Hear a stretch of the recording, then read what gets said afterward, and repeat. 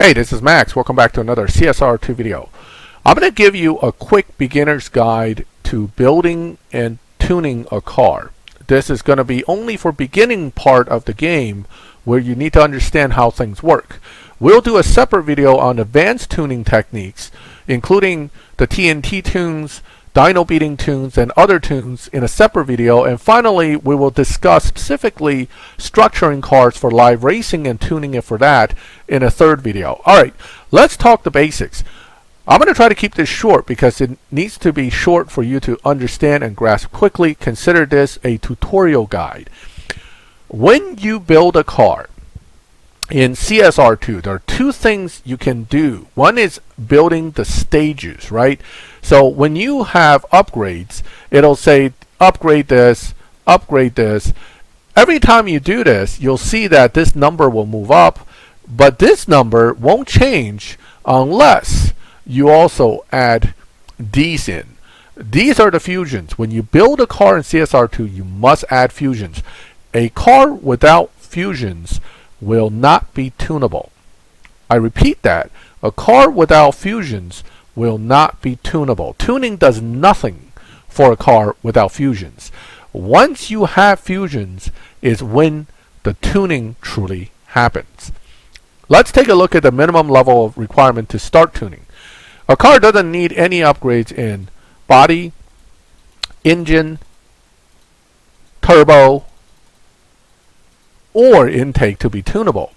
What it actually needs, because only three things in the game is actually tuned, it's nitrous, tire, and trans. You need stages in these along with fusions to start the basic tuning. But notice, by taking all those other stages out, you also lose a lot of the evo points that comes with those fusions.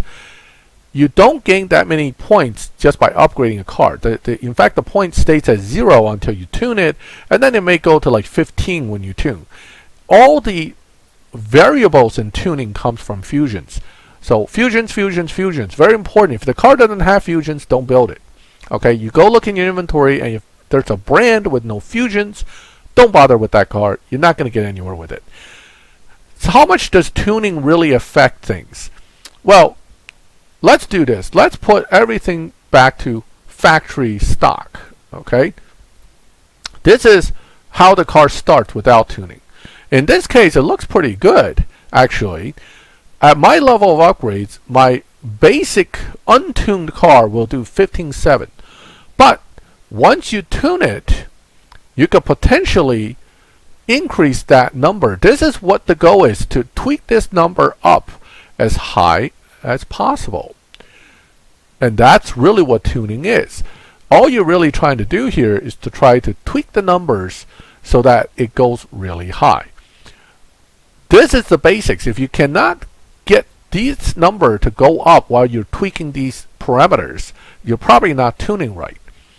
If you get it to go up, what you realize is that you're changing the performance of the car. Okay, by doing all this, you can now get the car to be a little faster. That's what tuning is. But notice, we're at 15.293 after tuning. Pre-tuning, when we had everything basically at factory settings or stock settings, it was 15.7. So you shaved 0.5 seconds off of the car's performance by tuning. So tuning definitely helps.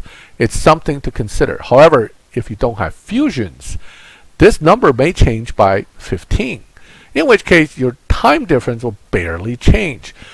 This is where fusions, fusions, fusions, and I'm going to keep saying it, it's like a mantra to me, that if I don't have fusions, I don't have a car that is really tunable. So always look at your fusion count to try to make sure you have a lot of fusions in. Okay, and when you're tuning, sometimes you think you got a good tune, and then it's like, oh, well, I did something wrong, now I forgot. Okay, so that's where you can use this little trick here to help you set the presets. Once you find a optimal tune, but then you go, okay, this is pretty good, but maybe I can find a better one.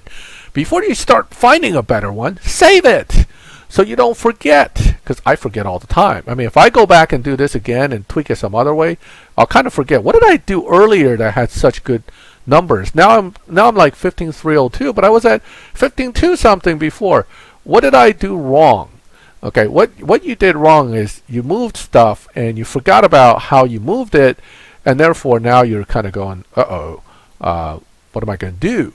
Right? Save it. That's what that's for.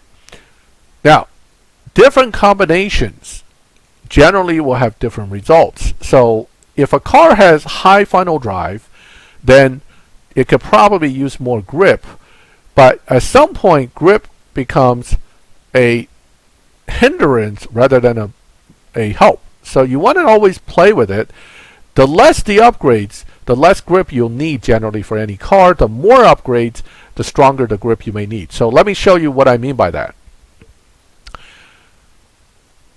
When you're tuning the transmission, if you notice this car starts off gaining points when you lower the transmission final drive, it probably doesn't need a lot of grip.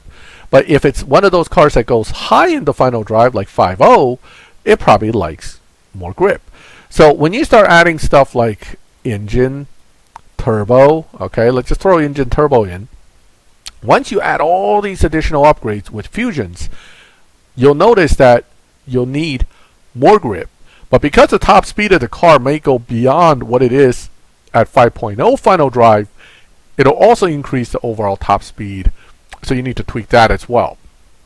So what you do is you can first lower this to see if it still goes up. And if it does, get to the maximum point you can around that, okay?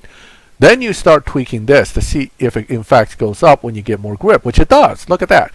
So this is where you can find a balance between the best point here and the best point here. Okay, and that usually requires you to move 1 point at a time, one way or the other, so that you can see the best numbers possible. Don't just rest your case after you find one big number thinking, I got this. Because sometimes, you know, a little bit of changes can be a big jump in the numbers. And sometimes it jumps the other way. For example, if you put too much, boom, it goes down a lot. That actually hurts you. So play with different combinations to always try to find the best number possible. So that's basics when it comes to building and tuning. You want to build the car stages. You want to fit in every fusion you could possibly put in.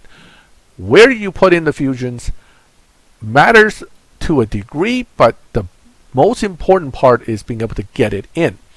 To understand how to get fusions in, you have to understand that green must be installed before you can install blue. Blue must be installed before you can install red. So let's say you have one green, one blue, one red on hand, and you want to really get them in. That means if you look at the blank slots, you can tell if it's only green and blue, you're not going to get that red in. It's okay to jump to stage 5 and put green, blue, red in, and then as you get more green and blues, come back and put it in here. There's nothing wrong with that. As long as your goal is only to build the maximum numbers possible. For advanced tuning and live racing, that changes. So this does not apply to that situation. Building a live racing car uses a different strategy. We're not going to talk about it here, but don't follow this fusion strategy for that. However, this strategy is perfectly fine until you get through Shacks and possibly even Tempest 1. And for any PC car, any event that has a set target time, your goal is always maximum number of upgrades, maximum number of fusions you can get into the car, get it in. No matter where it goes, just squeeze them in and then fine tune for the fastest possible time. When you ask people, how do I get a tune to beat this? What you're really saying is, my car is already very close. I just need a little bit. Maybe there's a better tune. But if your car is a second off or half a second off from the target time, most tunes will not give you that much of an upgrade. For example, let's look at the car untuned. So if you didn't tune at all, at this level upgrade, you start off at like 14.3, or if you have a terrible tune, right? So by tuning is how we got to a little bit better of, I believe we were looking at 13 something when we fine-tuned it. Let's take a look, see if I can get to it real quick without wasting a lot of time. Okay, I remember it was like 727 is where I had it. Okay, so Whoops. I should have saved it. See, this is where you should save it. All right, now 13690 is where we were before. That's probably because of one of these little tweak. Yep, there it is. So you went from 14 to 13.6, so you lost about 5/10. And that is an important margin from just tuning, but you're not going to gain a whole second generally. Okay, there are specific cars that we'll talk in advanced tuning about, but generally you're not going to get a full second off of a car just from tweaking the tune a little bit. So you have to know where you are. When you're building the car and you're stuck at an event, if you're off by over a second, upgrade. If you're off by maybe a tenth or two, we can talk about tuning. That's assuming you have already tried every possible combination and figure that you were missing something here. If you're not missing anything, this is the best it can be, that's the highest it's going to be, and you're just missing parts. The only way to get beyond that is actual additional fusions or additional upgrades like stage 6. So at some point you will be upgrade limited. I say that to people all the time. You're upgrade limited. You cannot get any further without more upgrades. I'm sorry. Okay, so it has nothing to do with tuning. It has nothing to do with you being good or bad at it. It has everything to do with the fact that you don't have enough upgrades now to hit the target number. Tempest 3 requires very upgraded cars. Tempest 1 does not. So how much upgrades you put in, how many fusions you have, can make or break your experience in beating any challenge in the game. Okay, so that is the basics of building a car and basic tuning and the importance of fusions. I can't emphasize enough the importance of fusions. If you don't have fusions, you cannot tune the car. You have a tuning change of maybe 15 to 30 Evo. That is pointless. Very few exceptions to that with certain cars, but again, that's advanced tuning. We'll talk about that and how to discover that with cars in a different video. Bottom line is, for 90% of your basic cars, you got to upgrade. You must have fusions before you really have a tuning margin. So build a car, make sure you only build cars you can get fusions or have fusions for, and if you don't have fusions, start asking, before you ask how to tune it, start asking people, how do I get fusions for this car? Usually it's going to be either buying and stripping from the dealer or from crates that are available because of the event. Alright, I'm going to end the video here because it's getting kind of long. Feel free to ask me questions, but this applies to your basics only. This is very basic building and tuning. The more advanced stuff is coming soon, and we're going to discuss a lot of different ways to tune cars for various purposes at that point, including speed trap and sprint tuning, which is a very specific way to tune for a particular goal. If you liked the video, please leave a like. Again, this is part 1 of my tuning guide. I will give you part 2 and 3 in the near future. If you have feedback or specific questions about tuning, now's the time to ask me in the comments, because I will address them in the next video so that you get your questions answered.